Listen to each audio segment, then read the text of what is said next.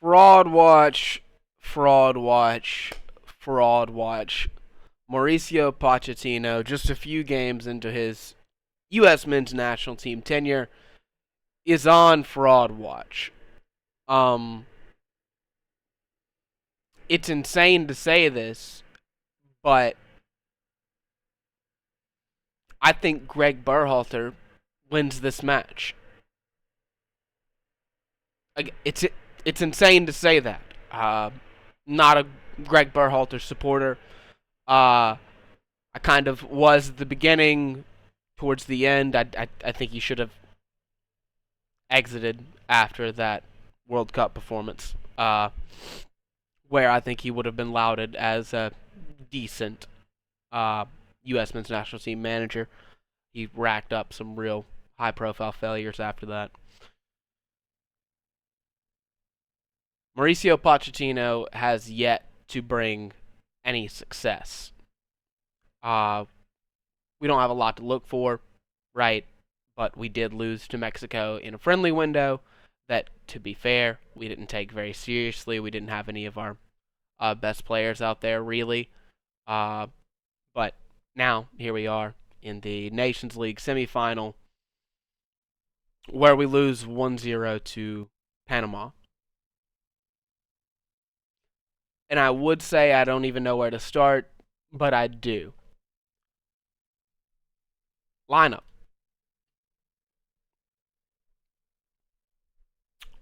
Lineup.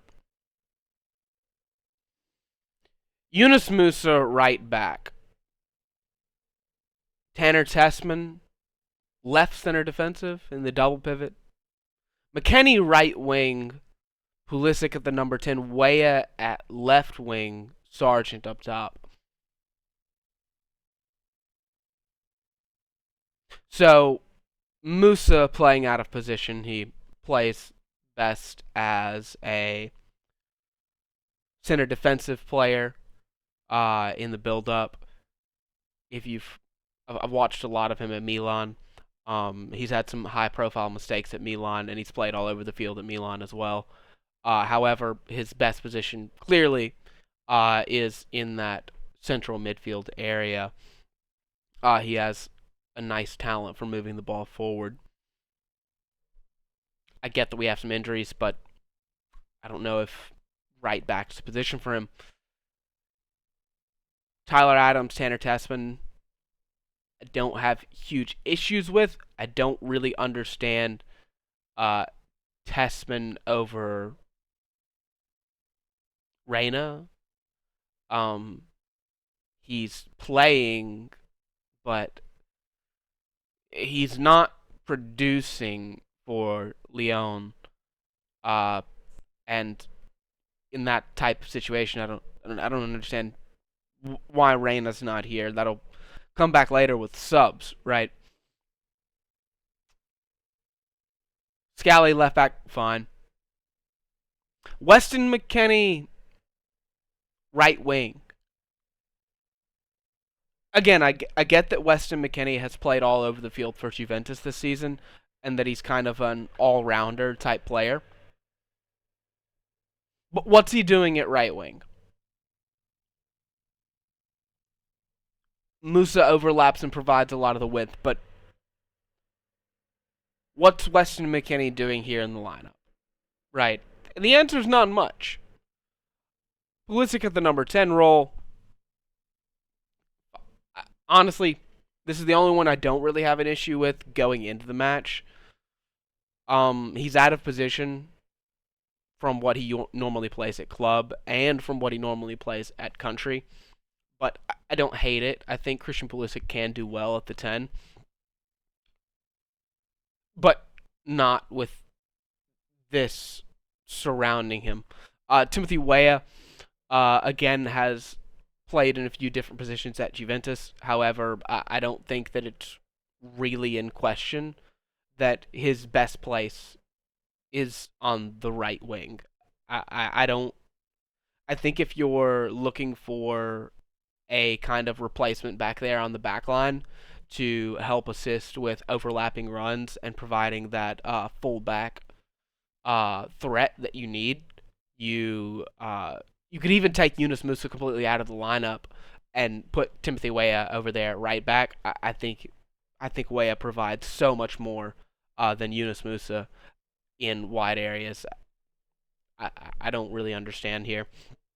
Um, I rate Weah highly, and but I just don't think he produces the same way on the left side of the field as he does on the right. Uh,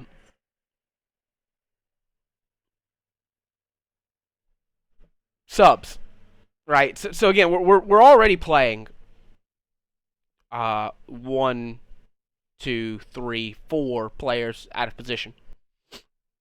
Now let's see what we do for subs, right? Jack McGlynn, Patrick Aguiman, and Mark McKenzie. I want to talk about Sergeant for Aguiman first because this is the one that really rubbed me the wrong way. Sargent did not have a poor match. He wasn't ruthless. He wasn't super clinical. He didn't create his own chances. But he bulged the back of the net in the first half. There is no argument to that. It was an offsides in the build-up by Weah. But Sargent, essentially from nothing, right, from a deflection, and failed clear, off the turn, volleys it in, and bulges the back of the net. Sargent was doing what he was asked to do, right? What you ask your striker to do. I encourage everyone to go watch the highlights and watch as Patrick Aguiman bottles three relatively easy opportunities. I say relatively, right? Um, Solid goalkeeping, solid defending can make any of these opportunities harder, but I can't help but think that Josh Sargent finishes one of those. That the Josh Sargent finishes at least one of those, if not two, maybe three of those. We're talking about a 1v1 with the goalkeeper. We're talking about a cross from Christian Pulisic that is just mishit over the bar. We're talking about the kinds of mishits and failures that you just can't have out of your striker. And in a situation where I know that we're injured and out of our depth at the striker position going into this camp, leave Sargent on. Just leave him on. You pull a striker off the bench when you have a better or equal option sitting there, right? Someone who can provide you some extra spark. I don't think there's anything in Patrick Aguiman's game that says that he's giving us an extra spark. 1 goal in 4 matches with Charlotte FC this season. Last season, 10 goals in 34 matches. No disrespect to this guy. I love his story. I love his come up story, and it's amazing that he gets a call up to the January camp. Why is he here? Why is he going in to this game? To blow high profile chances in a semifinal match against Panama. He's not even putting up impressive numbers in the MLS. Let's be honest. 10 goals in 34 games. It's okay. It's okay. It's not awful. It's not a cut from the team type performance. It's not a It's average. It's bang average in the MLS. It's bang average in the MLS. Sargent has scored or assisted in almost every match in the last 10 matches. Josh Sargent. Right? 24 matches, 12 goals, 5 assists. 28 matches, 16 goals, 2 assists in the last season. We're not on the same level here. And honestly, the MLS and the championship are quite comparable leagues, in my opinion. The championship probably having a slight edge, especially near the top, which Josh Sargent at Norwich is near the top. Uh, so, again, not a great comparison between the two players there. Jack McGlynn. Who even is this kid? Who even is this kid? I don't know him. I follow the U.S. national team. I don't follow it religiously. I'm not tactical manager who is looking at every single United States prospect, every single day and, checking in on them. I don't, but I follow the men's national team. I know almost all of our regular players. Who is this guy? I didn't know this guy's name before yesterday.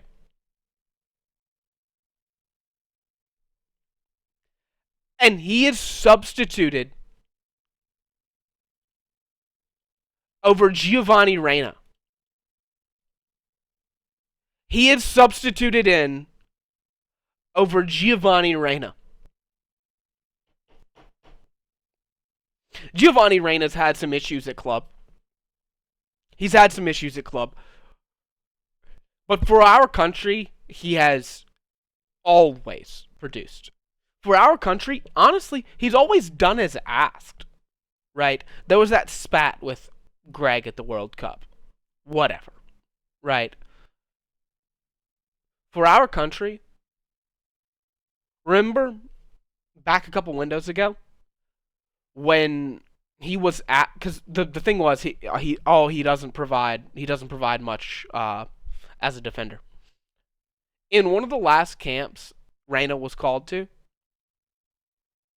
he was asked to play almost a sweeper role. He was in the very back, receiving the ball from center backs and turning the ball to go up the field as the first primary playmaker in the team, and provided a ton defensively.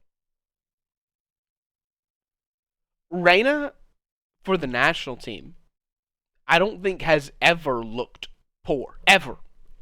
Ever.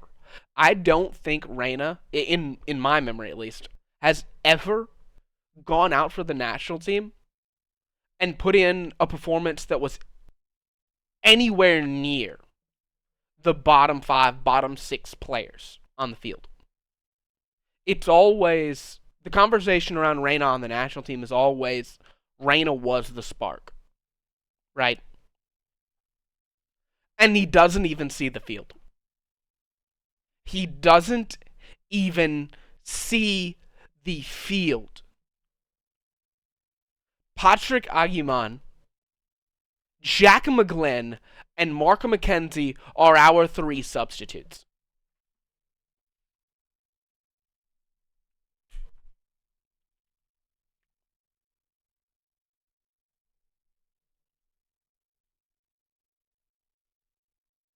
And the United States lose 1-0 to Panama. Our second consecutive loss to Panama, the first of which, not the first, I know we've lost 3 times in a row to them now in major tournaments, but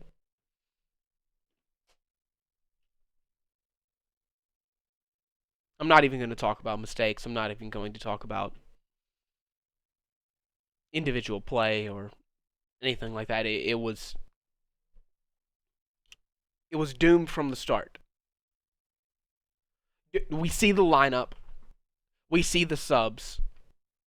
We were never set up for success to begin with. We never were set up to succeed in the first place. Mauricio Pochettino is on fraud watch. Because at bare minimum, Greg Berhalter or one of his cronies probably fields a more sound lineup than this. A more tactically adept lineup.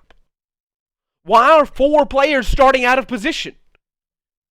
You can start 1, maybe 2 of your best players out of position when you need to, because those are your best players, and you're not really asking them to play with the team. You're asking them to provide you something. You're asking them to do what they do.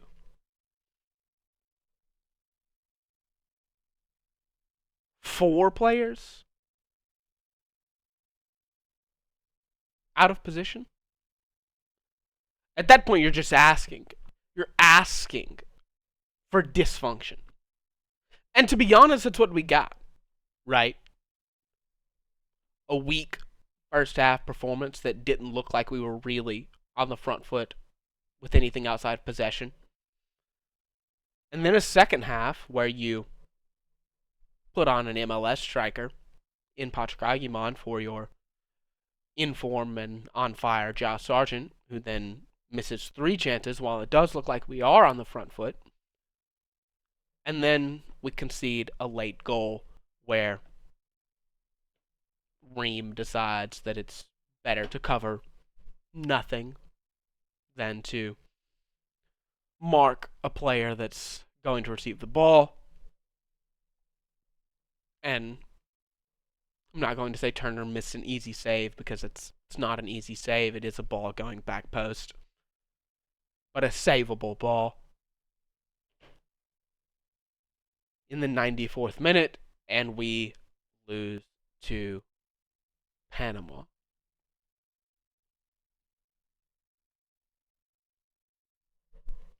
Bye.